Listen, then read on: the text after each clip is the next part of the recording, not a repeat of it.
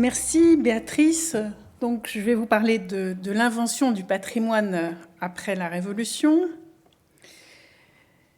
L'idée d'un patrimoine national, c'est-à-dire d'un corpus de bâtiments reconnus pour leur qualité canonique par les institutions d'un État et relevant de la démocratie, est née en effet de la Révolution. La question des monuments a fait partie des enjeux qui ont animé les débats des assemblées révolutionnaires. L'enjeu à l'époque était simple mais porteur de retentissement mimétique dans la longue durée. Quelle attitude un peuple libéré du joug doit-il adopter vis-à-vis de l'héritage monumental du régime déchu et dans le cas de la France acquise aux valeurs de la Révolution vis-à-vis d'œuvres liées à la gloire de l'Église et du roi? Fallait-il accepter de détruire, édifier un cadre monumental nouveau pour des hommes libres, ou bien accepter les œuvres du passé et se réapproprier par d'autres moyens que l'entremêlement de la gloire royale et de la gloire sacrée, l'histoire et la mémoire de la nation? Après des itérations et des crises, le régime révolutionnaire a tranché en faveur de l'histoire. Pour opérer ce que j'appelle cette sortie de crise, le régime révolutionnaire a posé des jalons culturels et institutionnels sur le statut des monuments. Ceux-ci ont été une pierre d'angle pour la reconnaissance des monuments qui s'est produite ensuite pendant tout le XIXe siècle. Avant d'en venir aux étapes de cette reconnaissance, je vais brièvement évoquer le statut de la question monumentale à la fin de l'Ancien Régime, très brièvement, dans un prologue. J'aurai ensuite trois parties. Une première partie chronologique entre 1789 et 1830, de la Révolution au romantisme, idéologie, crise, indignation, réaction, contre-réaction. Une deuxième partie, 1830-1870, la monarchie de Juillet et le Second Empire, une politique publique inspirée par le romantisme. Troisième partie, 1871-1913, le temps de la reconnaissance plénière ou le temps des lois. Et j'aurai un épilogue sur les monuments, livre de pierre de la nation.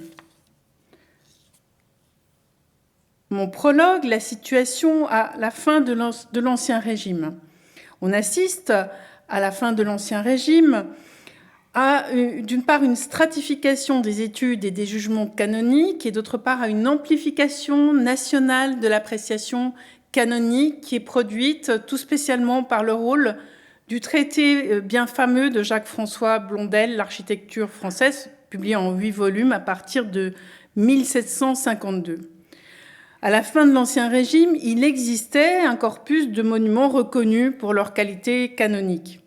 Une succession de traités avait abouti, par stratification successive, à créer ce corpus d'édifices jugés remarquables. Ces traités émanaient de plusieurs types de personnes, des antiquaires comme Bernard de Montfaucon, des érudits versés dans l'étude des archives, notamment beaucoup de bénédictins comme Dom Pomeray, des élites voyageuses comme Thomas Jefferson, et évidemment des architectes. Les 8 volumes de l'architecture française de Jacques-François Blondel, publiés à partir de 1752, sont le point culminant de cette stratification savante.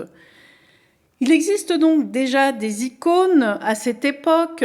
Pour Blondel, il existe un corpus d'icônes digne de la plus grande appréciation canonique. Ce sont les œuvres des grands architectes du siècle de Louis XIV. Et parmi ceux-ci, Louis Levaux et Jules Hardouin-Mansart. Blondel estime, je le cite, que de tous les édifices élevés durant le règne de Louis XIV, il n'y en a pas de plus considérable que l'Hôtel Royal des Invalides, par Libéral Bruon.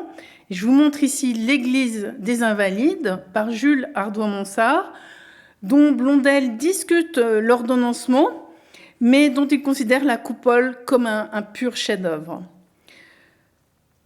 De cette stratification des monuments, à la fin de l'Ancien Régime, aucune conséquence n'avait été tirée en droit pour les protéger ou en faire une liste canonique. J'en viens à ma première partie. De 1789 à 1830, de la Révolution au romantisme, idéologie, crise, réaction et contre-réaction. La Révolution va en effet libérer des énergies destructrices des monuments de l'Ancien Régime, tout spécialement dans un premier temps, ceux qui symbolisent l'alliance du trône et de l'autel. Mais elle va, dans un deuxième temps, instituer, après un temps de crise, un ordre patrimonial. Cette sortie de crise débouche pendant le Premier Empire et la Restauration sur des contre-réactions et sur un bouleversement des mécanismes et des acteurs à l'origine de la reconnaissance des monuments. Je vais donc présenter cela en deux temps.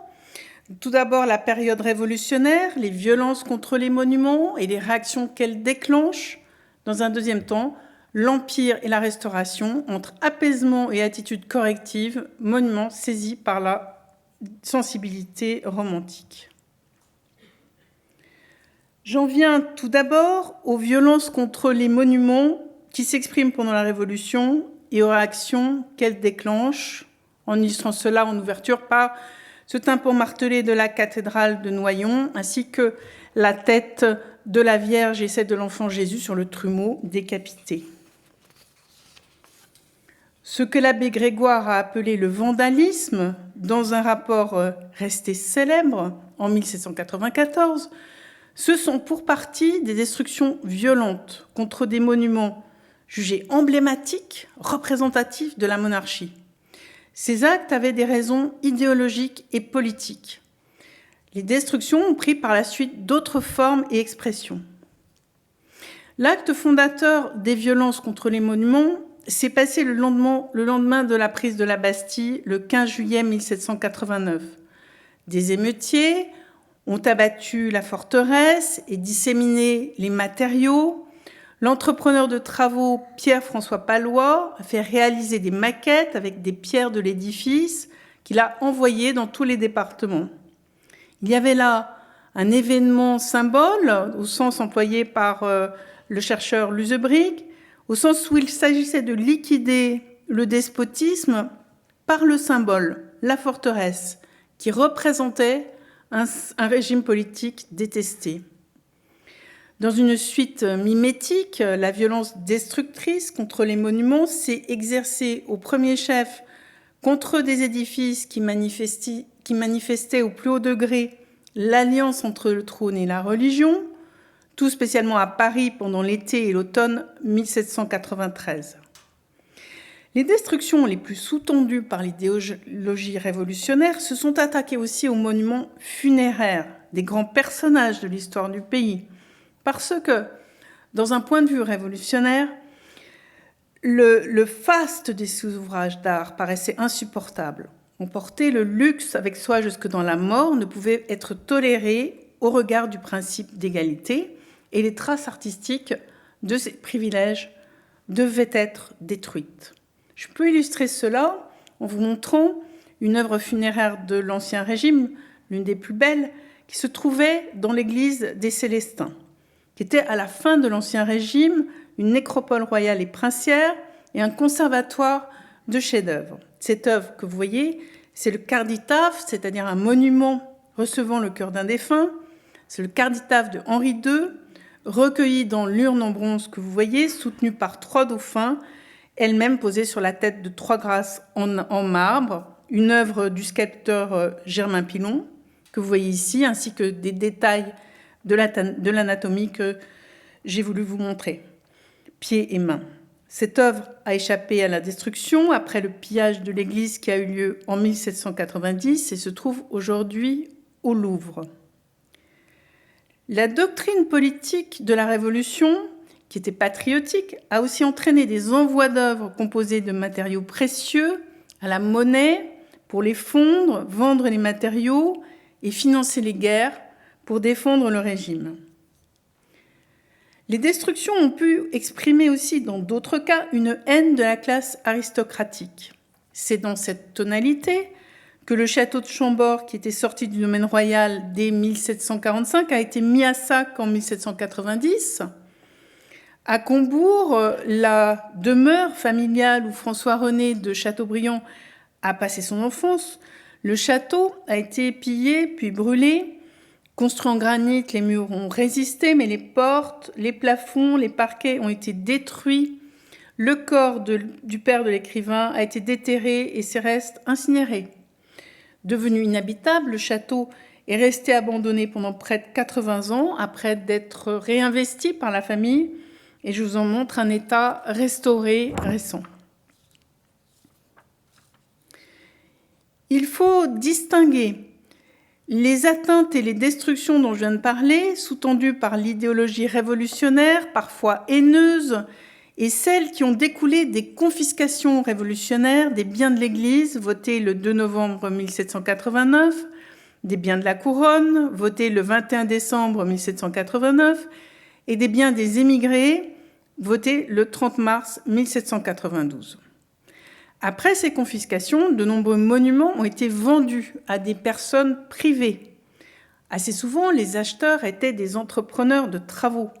Dans ce cas-là, ils faisaient démolir les édifices pour récupérer les matériaux, comme vous l'avez vu tout à l'heure sur cette illustration représentant l'église des Cordeliers à Paris, comme cela a été aussi le cas avec l'église Saint-Jacques de la Boucherie à Paris, qui a été complètement détruite à l'exception du clocher, comme je vous en ai parlé pendant la séance d'ouverture.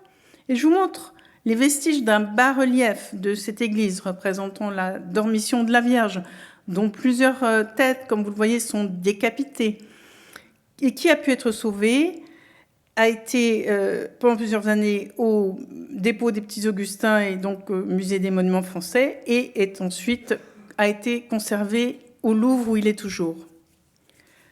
Dans d'autres cas, qui ont été de plus en plus nombreux, l'acquéreur était un entrepreneur qui dénaturait et démolissait partiellement l'édifice pour l'adapter à des usages industriels.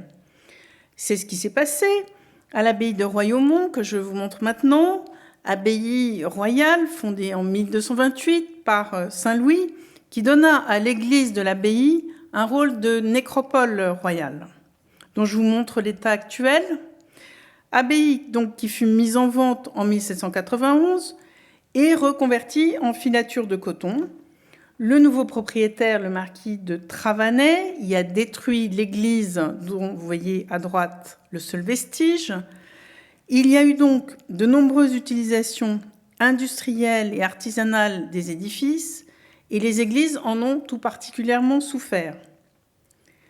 Dans d'autres cas, lorsqu'elles échappaient à la vente à un particulier, les églises étaient utilisées pour diverses fonctions publiques, comme l'a été la Sainte-Chapelle à Paris, qui a servi de salle de club, d'entrepôt pour les farines, de dépôt d'archives judiciaires.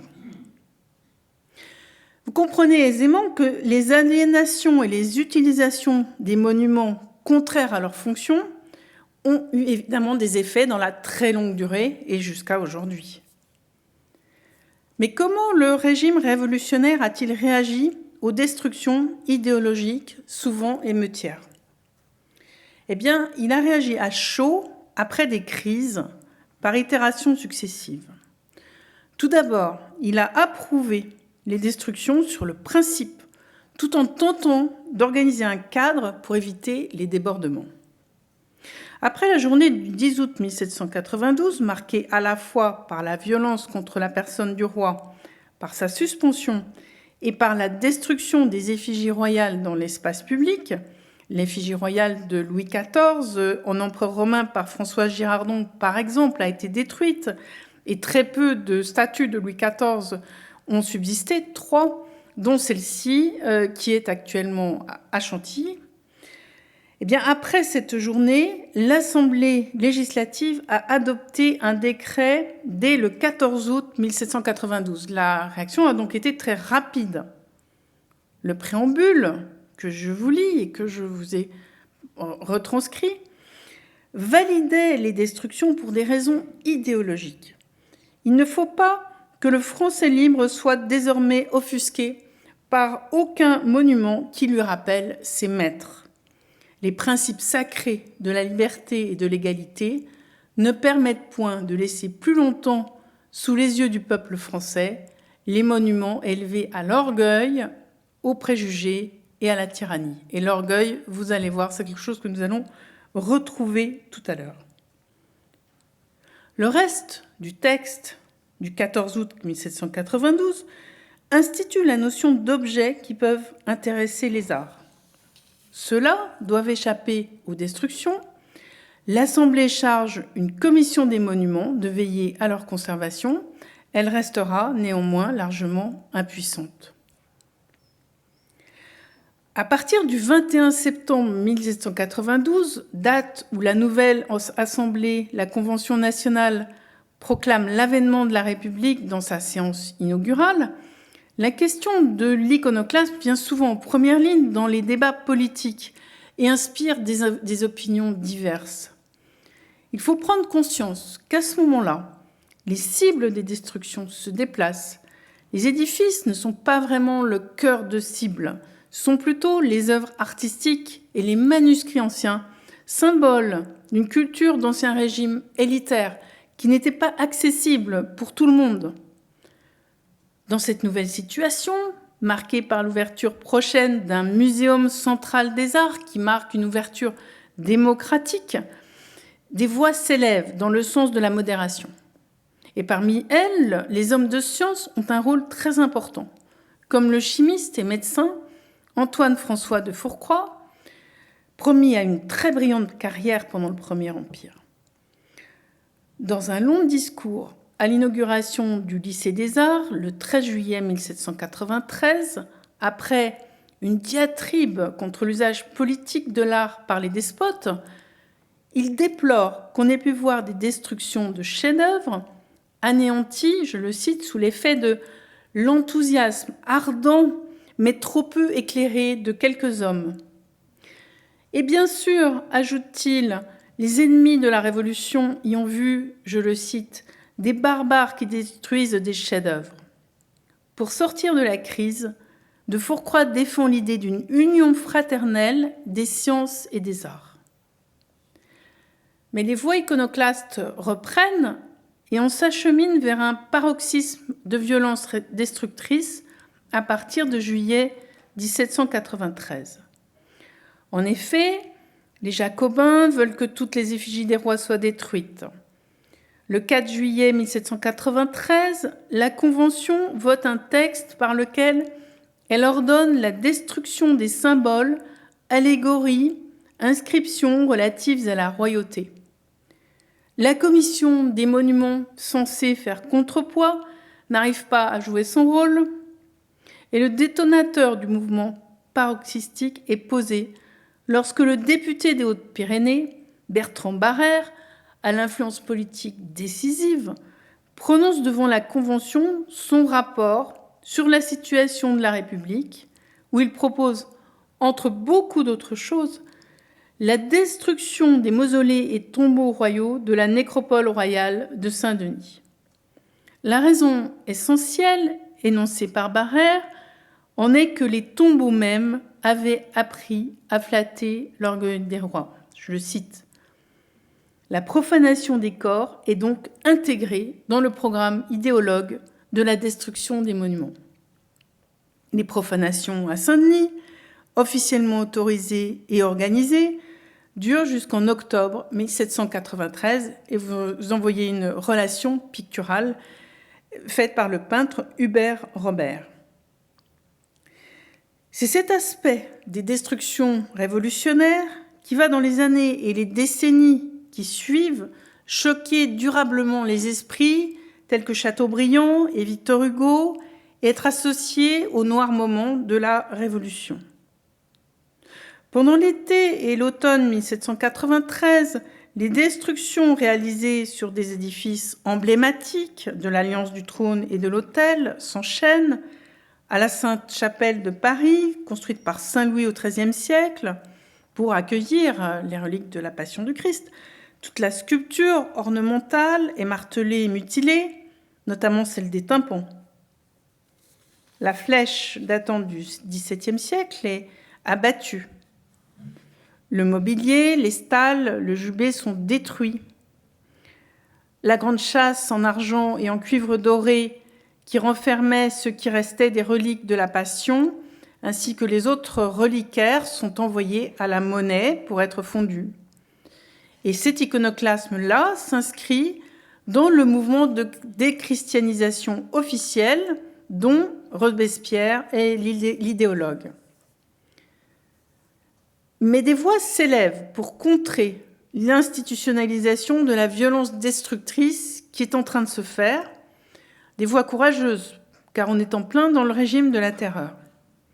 Et parmi elles, celle de l'avocat et député Jean-Baptiste Mathieu. Le 17 décembre 1793, dans un discours très inspiré, il définit les monuments et il renoue leur rapport avec l'histoire.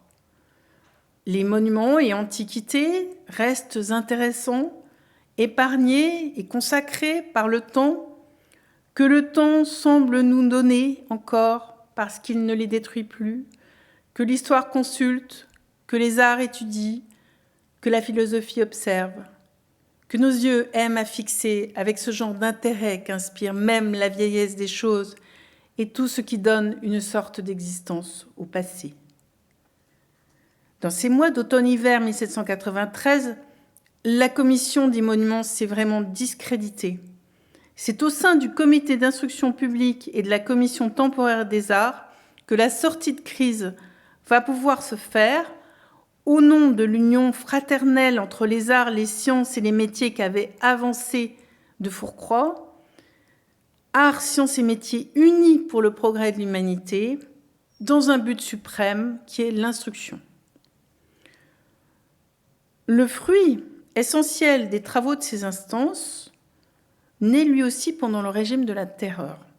Il s'agit de l'instruction sur la manière d'inventorier et de conserver dans toute l'étendue de la République tous les objets qui peuvent servir aux arts, aux sciences et à l'enseignement. En 1794, ce texte est co-signé par le président du comité d'instruction publique et celui de la commission temporaire des arts. Il est diffusé en février 1794 dans les départements.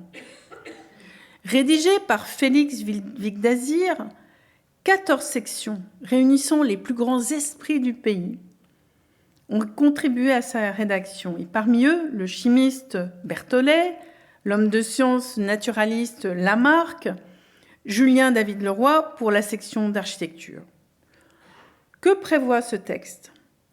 Ce n'est ni plus ni moins qu'un phénoménal projet national d'inventaire, un peu comme la grande enquête du Régent au début du XVIIIe siècle, un petit peu comme les grandes enquêtes médicales conduites pendant l'Ancien Régime sous la direction justement de Félix Vicdazir, enquête qui était menée avec les méthodologies du naturaliste suédois Carl von Linné, très en vogue à l'époque. L'objectif n'est pas de dénoncer quoi que ce soit, mais de prétendre mettre au jour finalement toutes les ressources du pays et les chefs-d'œuvre dans tous les domaines, les sciences aussi, à partir d'enquêtes menées sur le terrain dans chaque département. La tâche à accomplir est immense et en fait irréalisable, car le pays a évidemment d'autres priorités à affronter, au premier chef les guerres. Le texte aura donc des effets dans un temps dilaté. Son effet immédiat est un effet quasiment diplomatique. Il est de poser une voie de sortie de crise. C'est après la diffusion de ce texte et après la sortie du régime de la terreur que l'abbé Grégoire adresse son premier rapport à la Convention le 31 août 1794, suivi de 2 autres rapports, 29 octobre et 14 décembre 1794, qui consignent le mot de vandalisme. Un courant important de l'historiographie récente n'emploie plus ce terme pour désigner les destructions, considérant qu'il recèle une connotation de condamnation des faits étudiés. Quoi qu'il en soit, des qualificatifs retenus par les courants historiographiques, en été 1794, on arrive au terme d'une période de 5 ans où se sont succédés violences émeutières, violences institutionnelles, mais aussi des actes de profanation des corps royaux, actes restés associés par la suite à la question monumentale. Pour en rester au cœur de cette période cruciale, qui va de 1789 à 1794, en même temps que se livraient les combats politiques et juridiques que je viens de retracer, des résistances à la fois intellectuelles et très concrètes étaient organisées pour empêcher des destructions irrémédiables de chefs-d'œuvre. Deux hommes jouèrent un rôle essentiel, Alexandre Lenoir et Aubin-Louis Mélin. Alexandre Lenoir, tout d'abord, a mis en place ce que j'appelle une action de sauvetage des monuments au dépôt des Petits Augustins à partir de juin 1791. Je vous en montre la salle du XIIIe siècle. Ce dépôt, le plus célèbre de tous, avait été ouvert après les décrets sur la confiscation des biens du clergé.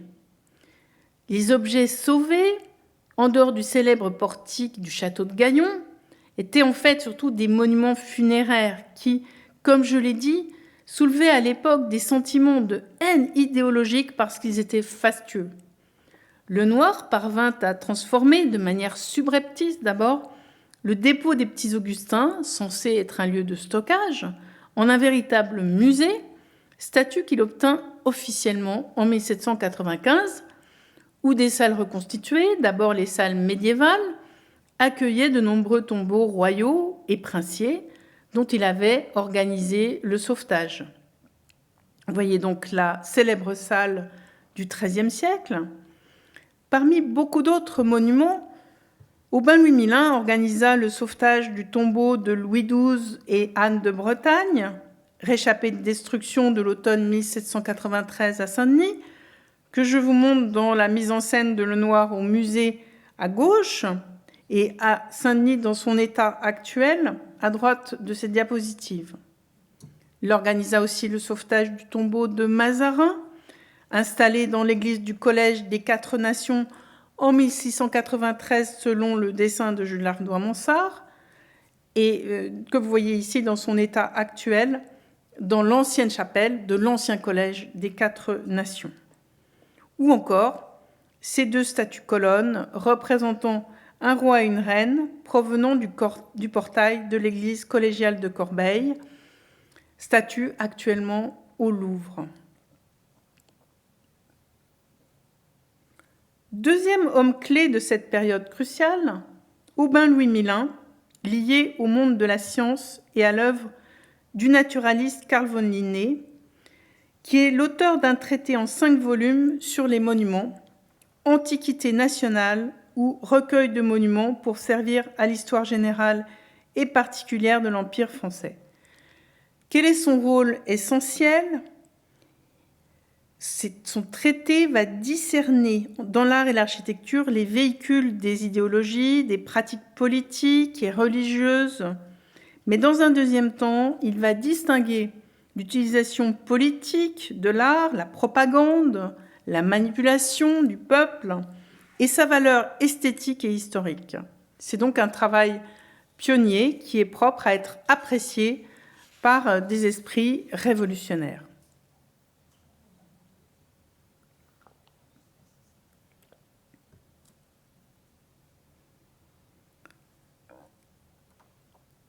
J'en viens à l'Empire et à la Restauration, sous-partie que j'ai titrée « Entre apaisement et attitude corrective, monument saisi par la sensibilité romantique ». L'instruction de Félix Vic d'Azir, avec son verbe scientifique et juridique, empli finalement d'un objectif diplomatique, d'un objectif de tempérance, a été le point de départ d'une sortie de crise qui s'est poursuivie pendant l'Empire et la Restauration. Sortie de crise qui s'est faite de manière contrastée, entre apaisement et très vite, tentative de corriger symboliquement le moment révolutionnaire par des contre-réactions. Cette tension a été traversée par le romantisme. Parmi les acquis durables de la période de l'Empire, on note les conséquences de la pacification religieuse obtenue grâce au Concordat, signé le 15 juillet 1801, qui permit la réouverture des églises lorsque leur état le permettait. On assiste alors à une lente remise en état des lieux de dévotion, qui est considérablement accélérée pendant la Restauration. Un autre acquis, ou plutôt une souche nouvelle, éclot au tout début de la période du Premier Empire, dans le domaine de l'idéologie et des sensibilités. C'est la parution du Génie du christianisme, le 14 avril 1802, 10 mois après la signature du Concordat, dont l'auteur est François-René de Chateaubriand, ouvrage écrit à Londres, dans le milieu des émigrés, pour qui la religion catholique a vocation à contribuer à la remise en état souhaitée de la politique en France. Or, en sus de ce programme de remise en état, le Génie du christianisme place les monuments chrétiens gothiques au cœur de la sensibilité romantique. C'est une invitation à redécouvrir ces architectures par le prisme des émotions sensorielles. Le Génie du christianisme est la pierre d'angle du renouvellement du goût pour les monuments qui marque tout le XIXe siècle, comme l'observe bien Théophile Gautier dans son Histoire du romantisme paru en 1872. Chateaubriand peut être considéré comme l'aïeul, ou si vous l'aimez mieux, comme le sachem du romantisme en France. Dans le Génie du christianisme, il restaura la cathédrale gothique. Dans les Natchez, il rouvrit la grande nature fermée. Dans René, il inventa la mélancolie et la passion moderne. L'architecture gothique inspire à l'écrivain des pages inspirées qui instaurent des métaphores entre l'architecture gothique et la nature. Ces voûtes ciselées en feuillage, ces jambages qui appuient les murs et finissent brusquement comme des troncs brisés, la fraîcheur des voûtes, les ténèbres du sanctuaire, les ailes obscures, les passages secrets, les portes abaissées, tout retrace les labyrinthes de bois dans une église gothique. Or, c'est cette nouvelle sensibilité remplie d'émotions et de dévotion chrétienne qui irrigue les nouveaux réseaux qui se forment autour de la question des monuments du pays, pour les identifier avec davantage de précision dans tous les départements, les sauver et les étudier. D'abord, il s'agit d'identifier les monuments dans les départements de France. C'est l'ambition institutionnelle manifestée par le ministre de l'Intérieur du Premier Empire, Jean-Pierre Bachasson de Montalivet, lorsqu'il adresse une circulaire à ses préfets pour leur demander des renseignements exacts et détaillés sur les monuments français et sur leur intérêt au point de vue de l'histoire ou de l'art.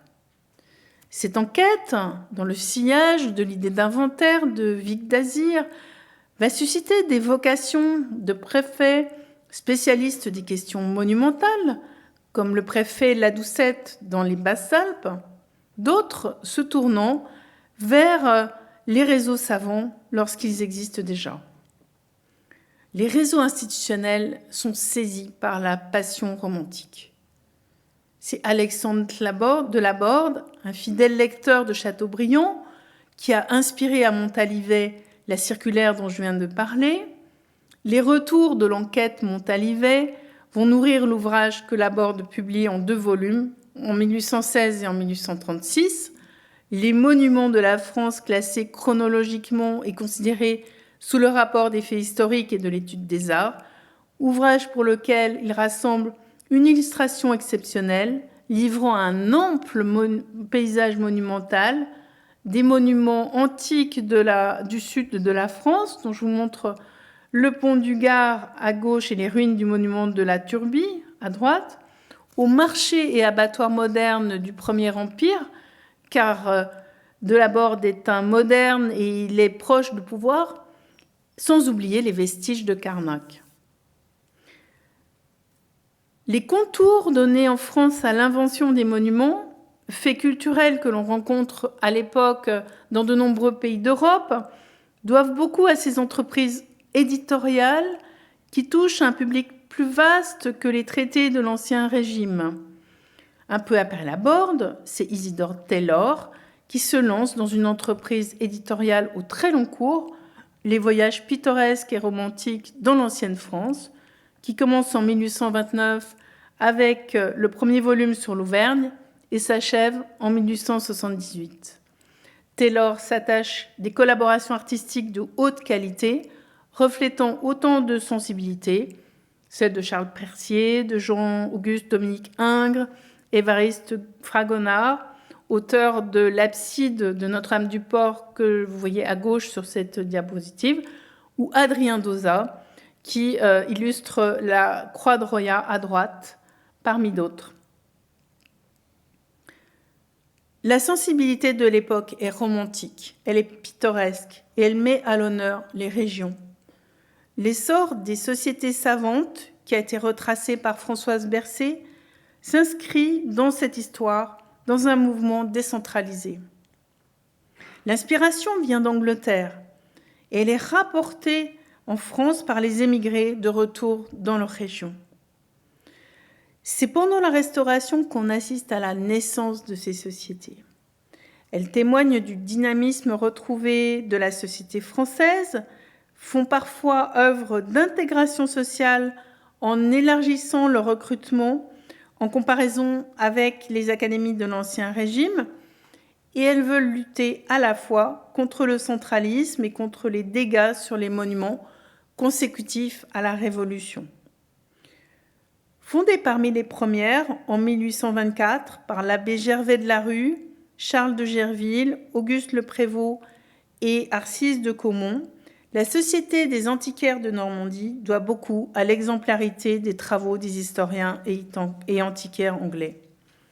Pluridisciplinaire, la Société vante la réunion de l'érudit, de l'architecte, du statuaire, du géomètre, du physicien, du minéralogiste, du géologue, du peintre, du poète.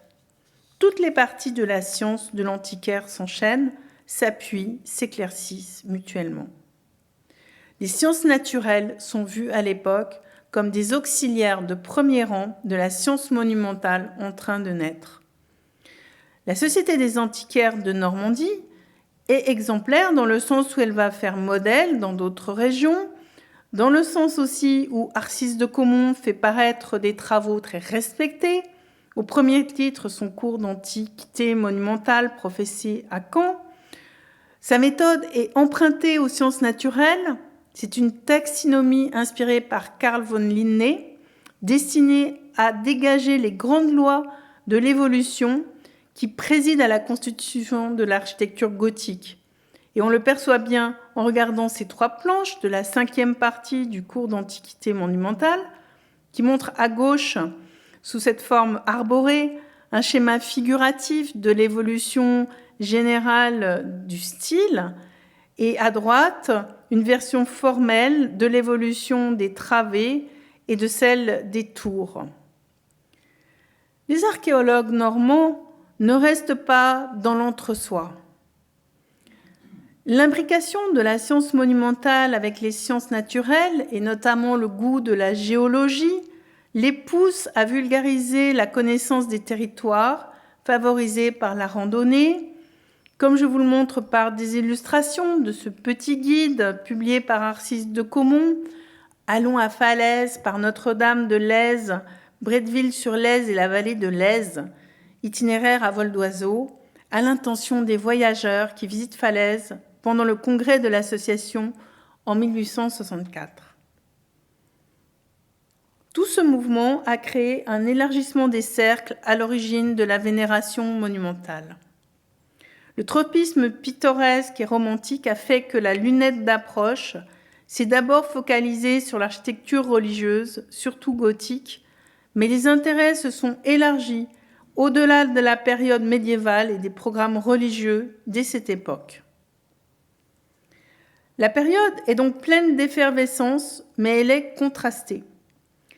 Des attitudes qui souhaitent faire disparaître les institutions héritées de la Révolution se font jour dès le début du régime de la Restauration et même avant, pendant l'Empire.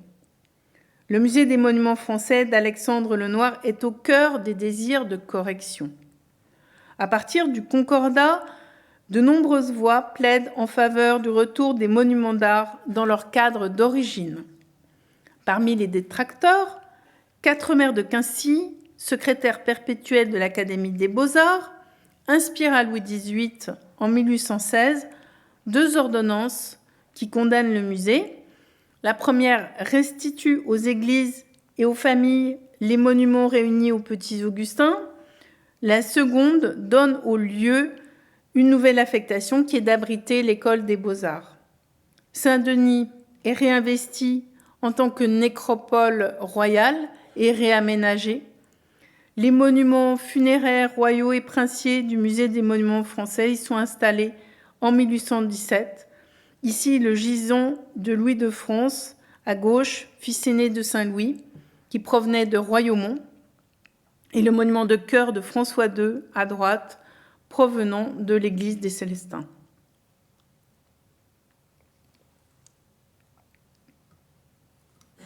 C'est aussi pendant cette période qu'on voit apparaître les premières voix des intellectuels romantiques en faveur de la conservation des monuments.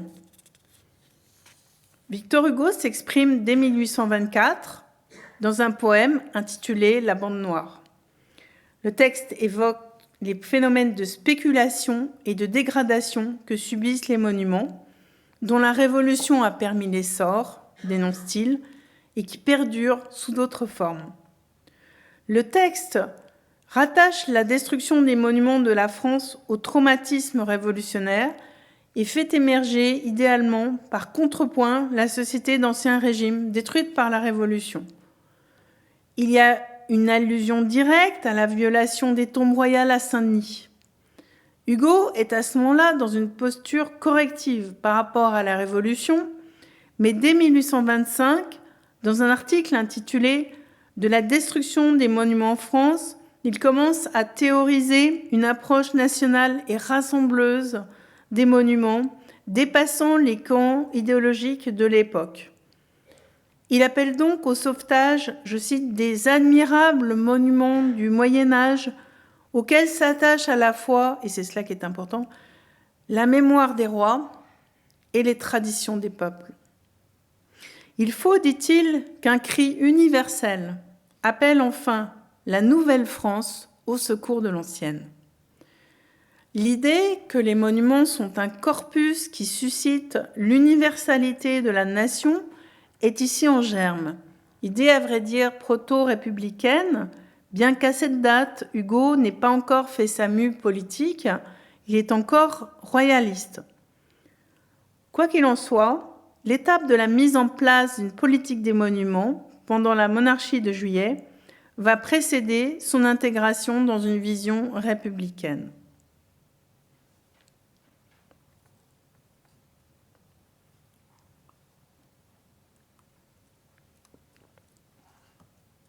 J'en viens donc à cette époque 1830-1870 qui fait l'objet de ma deuxième partie, la monarchie de Juillet et le Second Empire, une politique publique inspirée par le romantisme que je présenterai en 4 temps.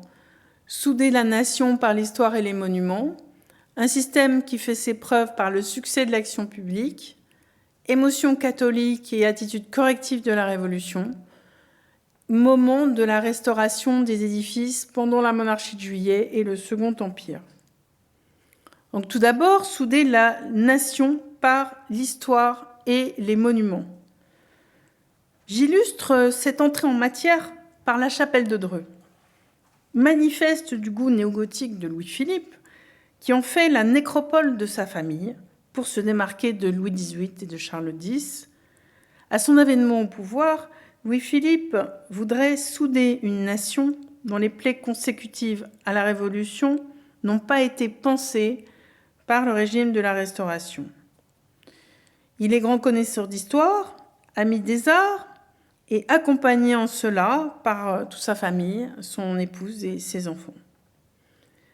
Instaurer une politique publique des monuments, ce que lui suggère un rapport en date du 21 octobre 1830 de François Guizot, historien et homme politique, très peu de temps après son arrivée au pouvoir, lui paraît un excellent moyen de réconciliation nationale. Guizot y a écrit que Les monuments historiques dont le sol de la France est couvert font l'admiration et l'envie de l'Europe savante. Aussi nombreux et plus variés que ceux de quelques pays voisins, ils n'appartiennent pas seulement à telle ou telle phase isolée de l'histoire, ils forment une série complète et sans lacune. Depuis les Druides jusqu'à nos jours, il n'est pas une époque mémorable de l'art et de la civilisation qui n'ait laissé dans nos contrées des monuments qui la représentent et l'expliquent. Cette politique correspond à une attente idéologique de la génération romantique qui a pris naissance pendant la période précédente. L'imprégnation de ces idées par la sphère publique se fait aisément. Certes, le père des romantiques, inspirateur d'une pensée sur les monuments, Chateaubriand, n'est pas rallié au régime de la monarchie de Juillet. Mais ce dernier se soucie d'autant plus des prises de position de l'écrivain, et Hugo, quant à lui, acquiert un profil de plus en plus respecté après la sortie en librairie le 16 mars 1831 de son roman Notre-Dame de Paris, qui polarise l'attention sur cet édifice malmené. Il devient rapidement proche de Louis-Philippe et de sa famille, y compris de la princesse Hélène. Il s'en est ouvert dans Chose Vue. Le système mis en place fait ses preuves par le succès de l'action de sauvetage des monuments. Alors, quels sont les actes fondateurs de cette politique des monuments qui est posée par le régime ? Le système est décliné progressivement, avec un pragmatisme certain. À une époque où l'administration publique se construit, on peut le synthétiser en 3 actions posées rapidement et efficacement en l'espace de 7 ans qui débouchent sur la liste de 1840. Alors d'abord, dès 1830, sur la proposition du rapport de Guizot, c'est la création, c'est bien connu, de ce poste d'inspecteur général avec une définition de poste que j'ai retranscrite ici. L'inspecteur est chargé de parcourir successivement tous les départements de la France, s'assurer sur les lieux de l'importance historique ou du mérite d'art des monuments, recueillir tous les renseignements qui se rapportent à la dispersion des titres ou des objets accessoires qui peuvent éclairer sur l'origine, les progrès de la destruction de chaque édifice, éclairer les propriétaires et les détenteurs sur l'intérêt de leurs soins et stimuler enfin, en le dirigeant, le zèle de tous les conseils de département et de municipalité, de manière à ce qu'aucun monument de mérite incontestable ne périsse par cause d'ignorance et de précipitation, de manière aussi à ce que la bonne volonté des autorités ou des particuliers ne s'épuise pas sur des objets indignes de leurs soins. Vous voyez que la tâche est vraiment très lourde. Vous voyez aussi que le critère de la reconnaissance oscille entre la capacité d'un monument à documenter l'histoire et la valeur artistique. L'inspecteur doit voyager et créer ses réseaux locaux à partir de l'existant. Le poste est confié d'abord à Ludovic Vitet, formé par le droit, qui s'est essayé à la poésie et qui va se passionner pour ce qu'il appelle, avec d'autres à l'époque, le style à ogive. Vitet étant promu en 1834 secrétaire général au commerce auprès du ministre du Commerce et des Travaux publics Tanguy Duchâtel, le gouvernement choisit pour lui succéder Prosper Mérimée. À 31 ans, Mérimée est titulaire d'une licence en droit, il est un amoureux de littérature, il travaille dans la bureaucratie. C'est grâce aux travaux d'Arcis de Caumont que Mérimée va forger sa culture archéologique et scientifique. Il va travailler d'arrache-pied, voyager sans relâche dans les départements. Il remplit la charge d'inspecteur jusqu'en 1860. Je vous montre une photo de Mérimée en 1853, alors qu'il vient d'être nommé sénateur pendant le régime du Second Empire. Donc en 1860, à Mérimée succède Émile Beuzevillewald, mais Mérimée reste dans la commission des monuments historiques. Pourquoi ce système va-t-il porter du fruit ? parce que sont créées des instances à partir de 1835 ayant à donner leur avis dans le domaine de l'histoire et des monuments. Or, le régime de la monarchie de Juillet, qui compte dans ses rangs des hommes politiques, historiens et intellectuels, démontre un véritable savoir-faire à rassembler les talents intellectuels. Les intellectuels romantiques, par ailleurs, veulent s'engager. Lorsqu'ils créent, en 1835, le Comité des Arts et Monuments, chargé de dresser l'inventaire de tous les monuments pour organiser leur protection, François Guizot y nomme, entre autres personnalités, Victor Hugo, qui y donne une vraie contribution.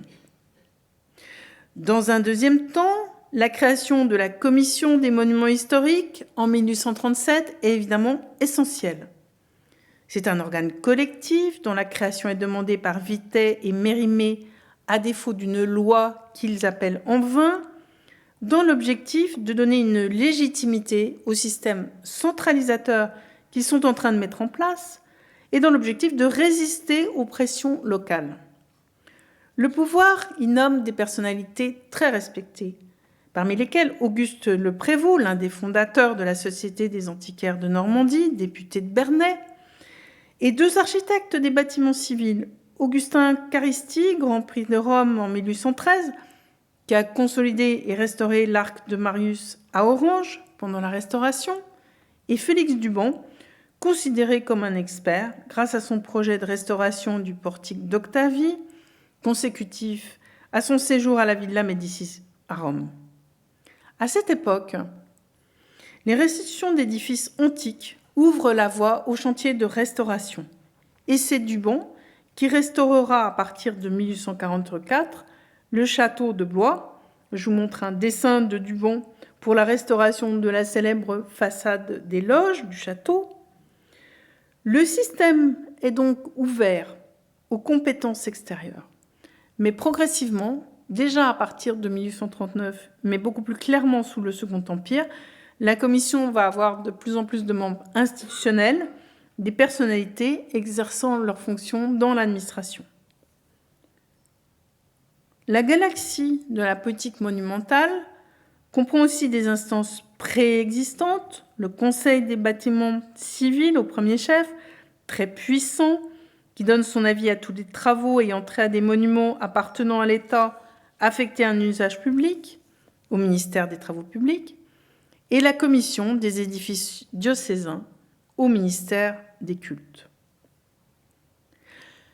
L'inspecteur Mérimée, à partir de 1834, fait face à des questions urgentes. La remise en état des lieux de culte, les restaurations malencontreuses, faites à grands coups de badigeonnage et encouragées par des curés inconséquents, les démolitions projetées par des petites municipalités ou même par des administrations d'État pour faire du neuf. Or, Mérimée démontre sa capacité à organiser le sauvetage d'édifices menacés de disparition pure et simple. C'est le cas du cloître de Moissac, dont je vous montre une photo après son sauvetage en 1851.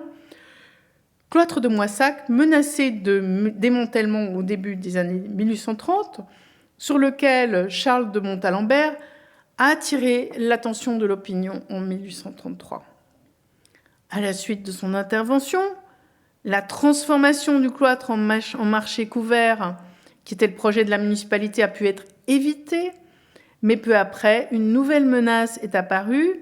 Pour améliorer le tracé de la ligne ferroviaire entre Bordeaux et Sète, les ingénieurs de la Compagnie du Midi souhaitaient sa démolition.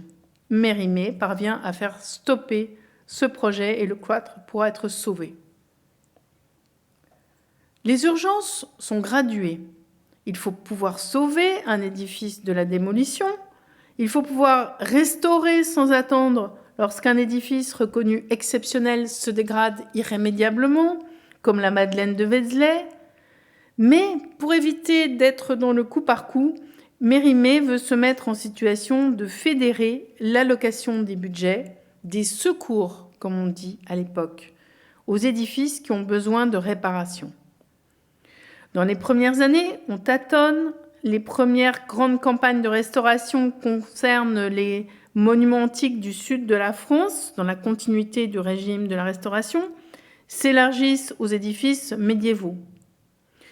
Notre-Dame de Paris, édifice sur lequel le roman de Victor Hugo a polarisé l'attention, fait l'objet du vote d'une loi en 1844, étape considérable, parce qu'elle intronise dans le champ légal et démocratique, déjà, la notion de restauration.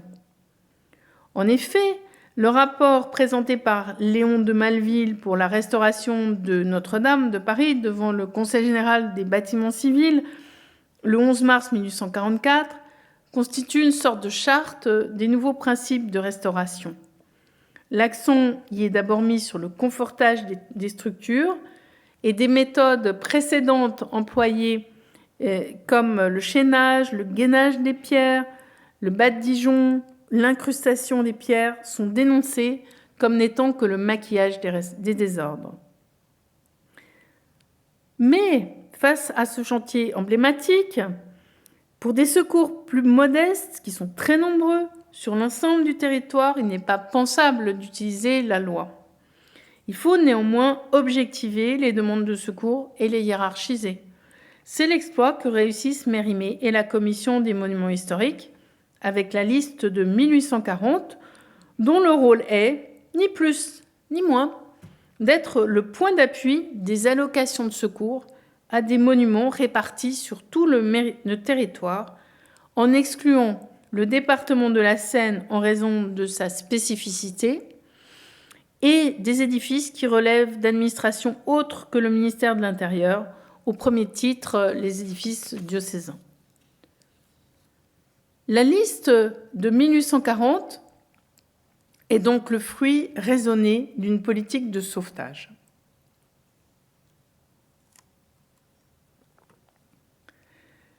Elle fournit une vision nationale considérée comme légitime et qui se donne les moyens de l'être. La liste pourra être enrichie, actualisée, puis rationalisée dès le Second Empire. Elle n'ignore pas les édifices canoniques reconnus comme tels pendant l'Ancien Régime, comme la Maison Carrée à Nîmes, que j'ai montrée en ouverture. La liste est raisonnée, documentée. Grâce aux remontées des réseaux départementaux, elle reflète les connaissances des monuments sur le terrain. Elle assume des disparités importantes. Un peu plus de 1000 monuments, reflétant des réalités monumentales diverses, incluant les fouilles archéologiques et évidemment les monuments de l'époque romaine et gallo-romaine, sont concernés. Les édifices chrétiens se taillant la part du lion, avec 70% du total, 60% pour les seules églises, 10% pour les autres monuments d'archéologie chrétienne, comme les abbayes. Les 85 départements sont tous représentés. Aucun département n'est donc exclu, avec des disparités importantes qui s'expliquent par l'état des connaissances et par l'intérêt des monuments, évidemment. 24 départements ont moins de 7 monuments sur la liste, et 2 départements se dégagent nettement du lot, avec 40 monuments ou plus chacun, les Bouches-du-Rhône et le Calvados.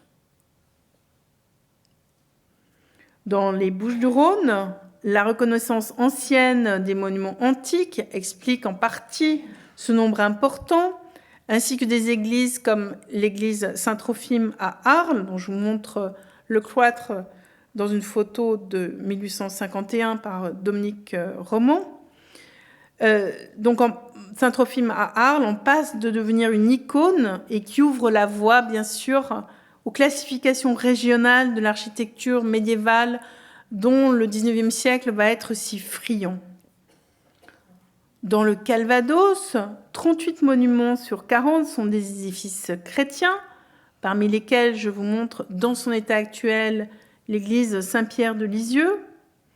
Les 2 autres sont le château de Falaise et la tapisserie de Bayeux. Les objets mobiliers font partie de la notion administrative de monument à l'époque. Dans ce nombre important, dans le Calvados, il faut voir à la fois le résultat des stratifications canoniques anciennes et le travail des archéologues normands, de la Société des antiquaires de Normandie, bien sûr, en ayant quand même présent à l'esprit le fait que l'influent François Guizot est le député du Calvados.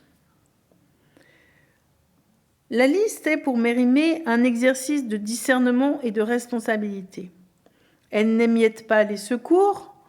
10 monuments seulement reçoivent un secours supérieur à 10 000 francs, parmi lesquels les théâtres romains d'Arles et d'Orange, l'église de Vézelay, l'église abbatiale de Conques, le cloître de Moissac que j'ai montré tout à l'heure. Les bâtiments postérieurs à l'époque médiévale sont très rares dans la liste de 1840. À partir du Second Empire, la liste commence à s'ouvrir à des édifices religieux du XVIIe et du XVIIIe siècle et aussi à certains édifices civils, comme par exemple l'ancien pavillon d'Antoine de Navarre à Charenton, acquis en 1838 par la municipalité pour en faire son hôtel de ville. Au début, donc, les édifices chrétiens sont l'essentiel du paysage monumental reconnu. Les émotions catholiques de l'époque, liées aux nouvelles sensibilités pour les monuments, l'expliquent en grande partie. La création de ce système s'opère dans un contexte où les émotions catholiques sont intenses, assorties d'attitudes qui veulent corriger les effets de la Révolution, le catholicisme libéral s'extrayant ensuite de ce creuset. Les dévotions renouvelées et les émotions catholiques sont omniprésentes dans la mise en place du système de la liste de 1840, pendant toute la monarchie de Juillet et au-delà. Parmi ces dévotions et ces émotions, la figure du roi Saint-Louis prend une forte présence, y compris dans les dévotions royales, que j'illustre ici par des œuvres de la chapelle royale de Dreux que j'ai montrées tout à l'heure, remaniées en style néogothique par Louis-Philippe, dont je montre le tympan du portail principal, avec Saint-Louis sous le chêne de Vincennes et l'un des vitraux du transept, Saint-Louis tenant la couronne d'épines. Au début de la période, les émotions catholiques sont liées avec le mouvement politique ultra-royaliste, celui qui veut remettre sur le trône le fils du duc de Berry, sous le nom de Henri V, Chateaubriand, ardent défenseur de la duchesse de Berry, en retraite politique et à l'écart du régime donc de la monarchie de Juillet, s'inscrit dans cette mouvance. Lorsqu'il écrit sa lettre sur la démolition de Saint-Germain-l'Auxerrois en 1831, la défense qu'il fait du monument s'entremêle avec la nostalgie d'un ordre d'Ancien Régime et avec une émotion catholique. 2 ans plus tard, son admirateur, Charles de Montalembert, catholique convaincu lui aussi, mais qui, à la différence de l'écrivain, participe à travers plusieurs rôles au régime de la monarchie de Juillet, il est membre de la Chambre des Pairs, n'est quant à lui pas à la recherche d'une remise en ordre qui corrigerait la Révolution. Ce n'est pas un ultra, mais un catholique libéral. Pourtant, engagé dans la défense des monuments à partir de 1833, il place clairement ce combat profane sous l'égide du catholicisme romain. En effet, cette défense, dit-il, est inspirée, je le cite, par une passion avant tout religieuse, parce que cet art est à mes yeux catholique avant tout, qu'il est la manifestation la plus imposante de l'Église dont je suis l'enfant, la création la plus brillante de la foi que m'ont léguée mes pères. Montalembert a un rôle important dans le système institutionnel mis en place. Comme je l'ai dit, il siège à la Chambre des Pairs. Il suit des chantiers de restauration emblématiques. Il est lié personnellement avec le sculpteur Geoffroy de Chaume et peut aller courir de temps à autre à son atelier pour voir l'avancement des sculptures ornementales pour Notre-Dame. La nouvelle sculpture ornementale des églises est évidemment pétrie de dévotion et d'émotion chrétienne. Mérimée, lui, est athée, ce qui lui donne du recul pour réguler le système où l'architecture religieuse domine, avec les émotions qu'elle suscite, qui influencent aussi les écrits historiques et archéologiques. Jean-Baptiste Lassus, un architecte qui est au cœur des premières restaurations organisées par la monarchie de Juillet, est lui aussi un catholique fervent, ce qui m'amène à vous parler de moments de la restauration des édifices pendant la monarchie de Juillet et le Second Empire. Moment, je le précise, dans une approche d'histoire sociale, et évidemment, c'est une sélection de certains aspects de la restauration. Il est impensable en 2 heures de vouloir traiter l'ensemble du sujet. Je vais vous parler donc j'ai extrait 3 moments de cette histoire sociale des restaurations, dont le premier que j'appelle le moment Sainte-Chapelle, deuxième qui est en fait 2 moments Viollet-le-Ducien à Sens et à Pierrefonds, et j'illustrerai ensuite la vie de province par les déconvenus d'Aimon Gilbert Mallet à Clermont.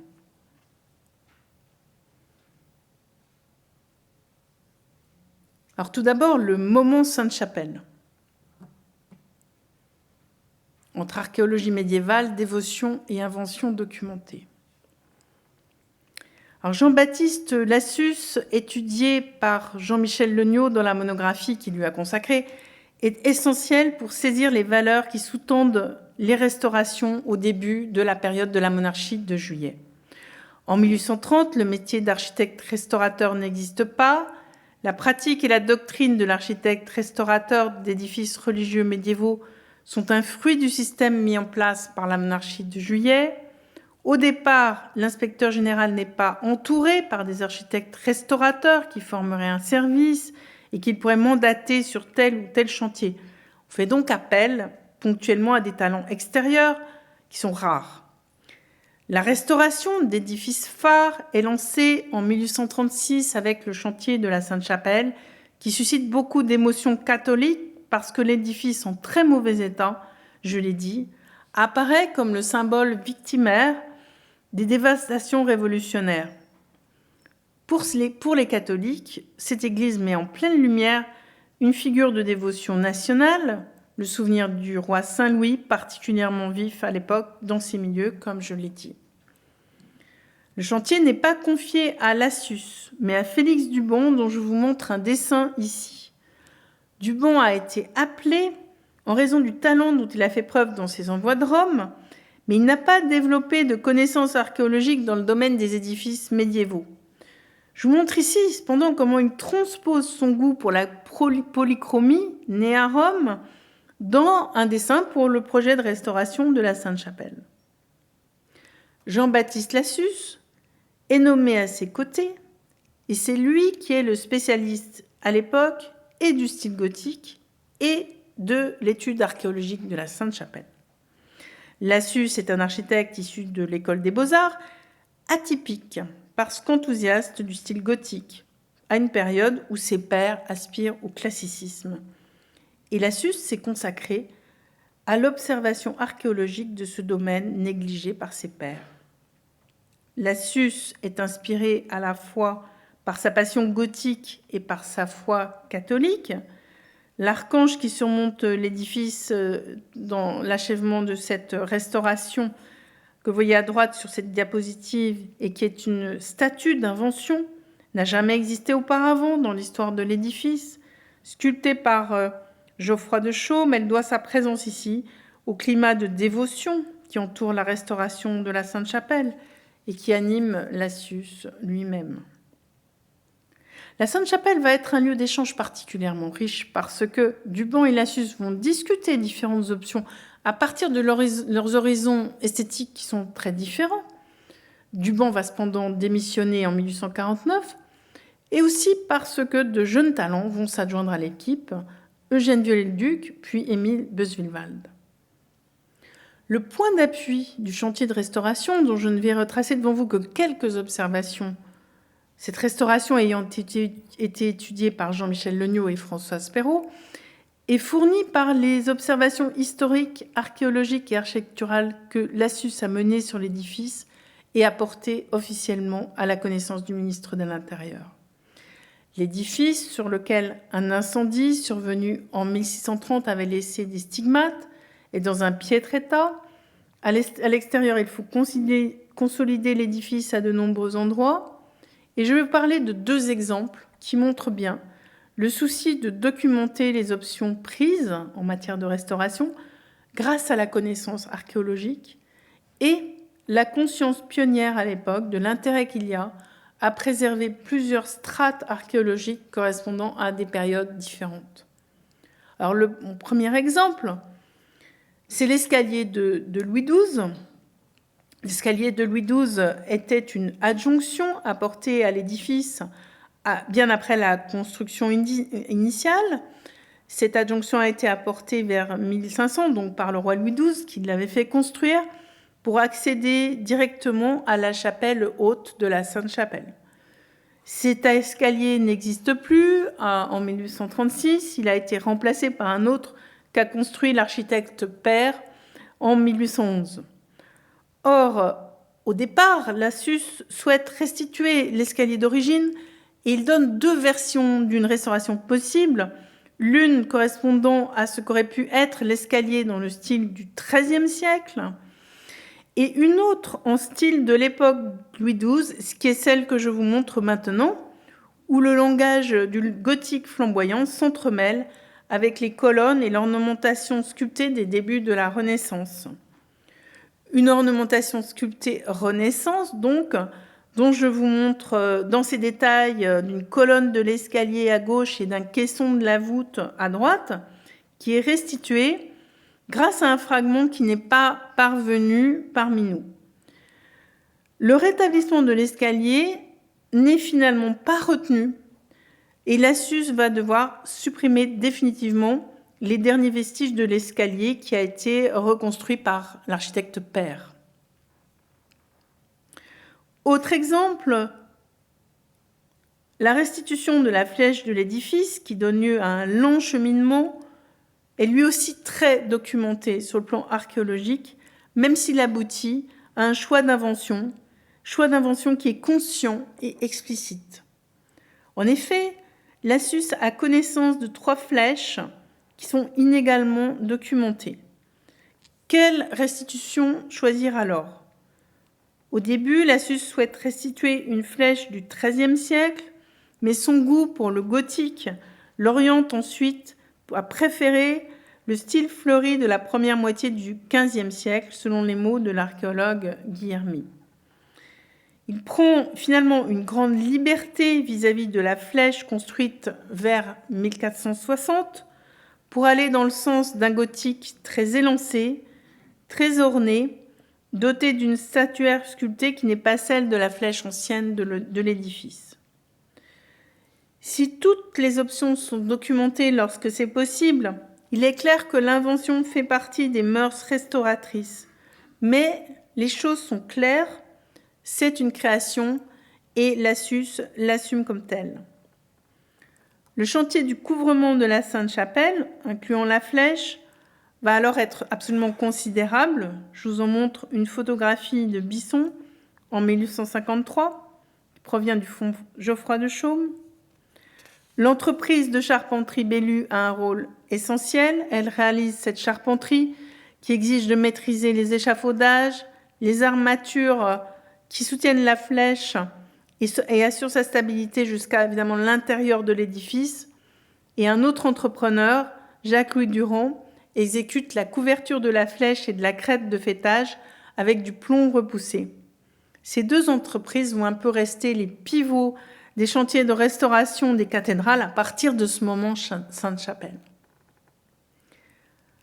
Lassus apporte une pierre considérable à l'arsenal pratique et théorique des restaurations en train de se constituer, la précision archéologique. Avoir le réflexe de procéder à une étude archéologique avant de restaurer devient en grande partie grâce à lui une qualité appréciée dans les instances collégiales de la galaxie des monuments dont j'ai parlé plus haut. Au sein du comité des arts et monuments, Victor Hugo se fait souvent l'avocat de l'emploi des méthodes archéologiques, des monographies documentées, et il recommande la diffusion de celle de Lassus, qu'il apprécie beaucoup, sur la cathédrale de Chartres, dont je vous montre ici 3 planches, dans la publication de prestige dont elle va faire l'objet en 1867, pendant le Second Empire. Vous voyez le dessin de Lassus pour la façade occidentale, le tympan et la porte de droite du portail royal. Hugo, cependant, ne restera pas dans le système des monuments historiques puisqu'il s'exile après le coup d'État du 2 décembre 1851. C'est donc une voix de moins qui plaide en faveur de la précision archéologique.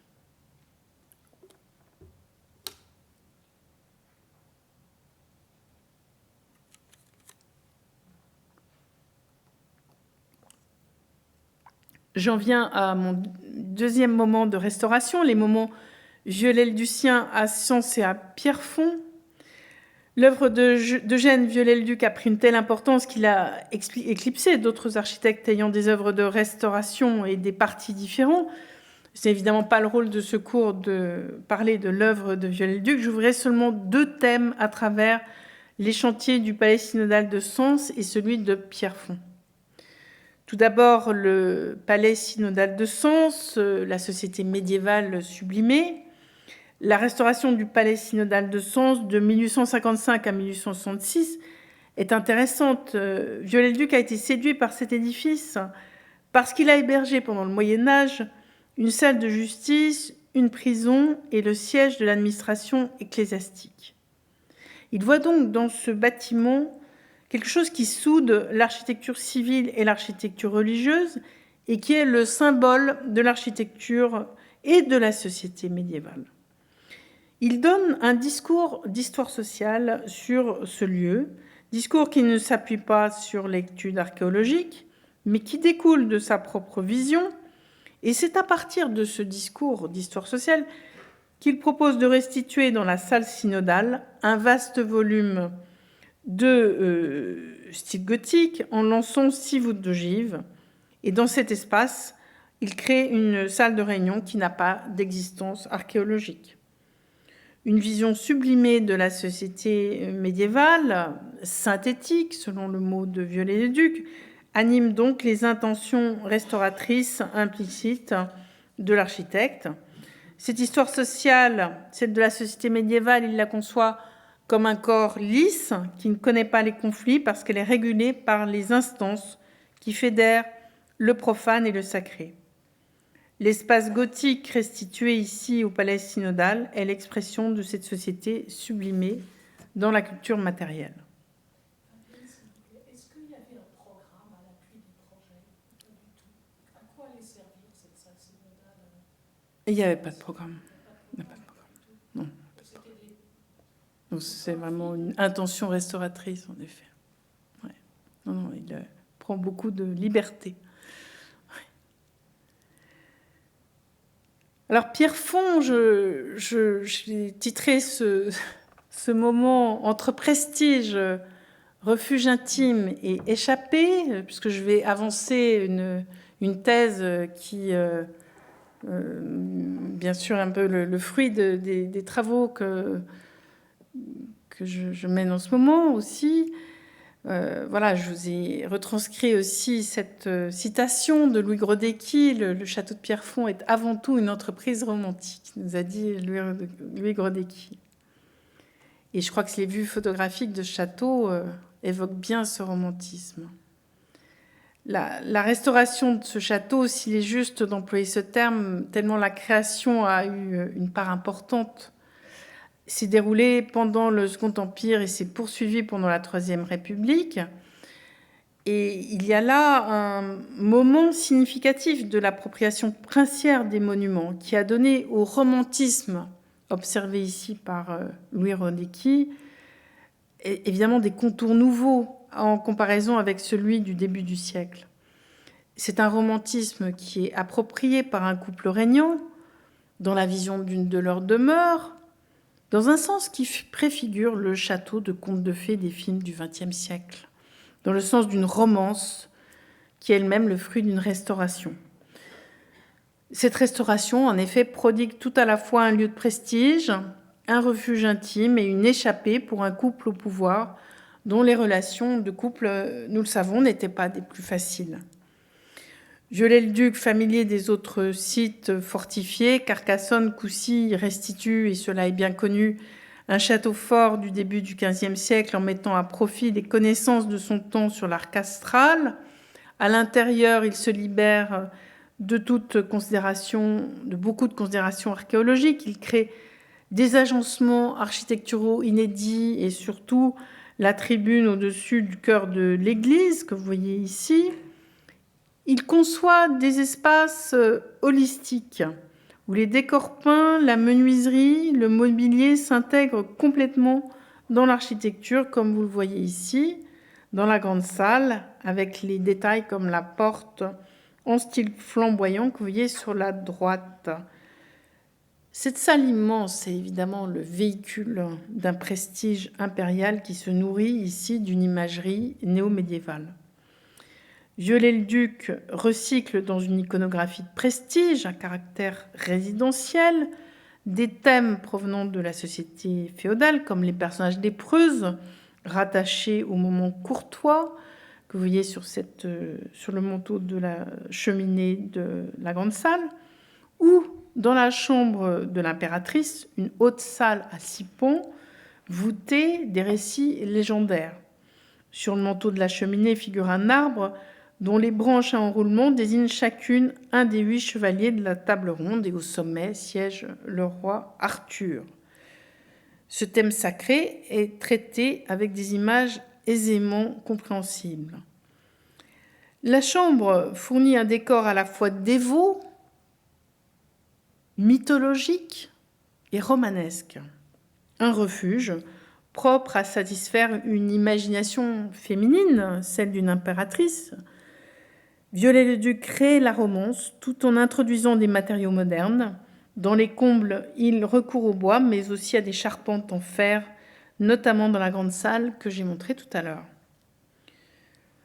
La théorie Viollet-le-Ducienne, publiée dans son dictionnaire raisonné de l'architecture en 1866, qui est bien connu, restaurer un édifice, c'est le rétablir dans un état complet qui peut n'avoir jamais existé à un moment donné, et donc évidemment mise en pratique ici à Pierrefonds. Cette théorie est associée pour partie aux réalités d'un chantier dans lequel l'image de prestige princier est évidemment un résultat attendu de la commande du chantier de restauration, qui correspond bien au mode de vie des élites régnantes à l'époque dans toute l'Europe. Elle trouve ses contours à la fois dans le monument et dans l'histoire recréée pour fournir au prince une romance contemporaine. Face à la vision de la restauration théorisée par Viollet-le-Duc, qui tient compte des réalités de la commande sociale de ces chantiers, des différences et des nuances très importantes existent, dont je n'ai pas le temps de parler, par exemple dans les pratiques de Victor Rupprecht-Robert. Mais regardons un petit peu, pour nous changer les idées, comment on restaure les églises en province avec ce portrait de Aymon Gilbert Mallet à Clermont. Mérimée s'est ouvert très souvent d'une difficulté inhérente à son poste. Lorsqu'il parvint aux affaires et dut confier des chantiers de restauration en province à des architectes, leur incompétence était accablante, si bien qu'il dut se replier rapidement sur des talents peu nombreux et parisiens. Il y eut des exceptions, comme Pierre Théophile Secrétin dans le Poitou. Aymon Gilbert Mallet à Clermont illustre un peu les difficultés rencontrées localement par Mérimée. Dans le profit de Mallet, on note un investissement précoce dans la recherche dans sa région, avec cet ouvrage qu'il fait paraître en 1841, donc un an après la liste, Essai sur l'église romane et romano-byzantine du département du Puy-de-Dôme, où il dresse les plans, les élévations et les détails d'architecture d'une vingtaine d'églises, parmi lesquelles Notre-Dame du Port à Clermont, l'église d'Orcival avec le plan, un chapiteau, la porte qui est très particulière en bois avec une ferronnerie sculptée, mais aussi de plus petites églises de village. Il souligne l'originalité des églises de sa région. Il tente de trouver des explications historiques à leur originalité et il s'intéresse beaucoup aux symboles chrétiens véhiculés par les appareils sculptés, mais ne s'intéresse pas à la construction et aux matériaux.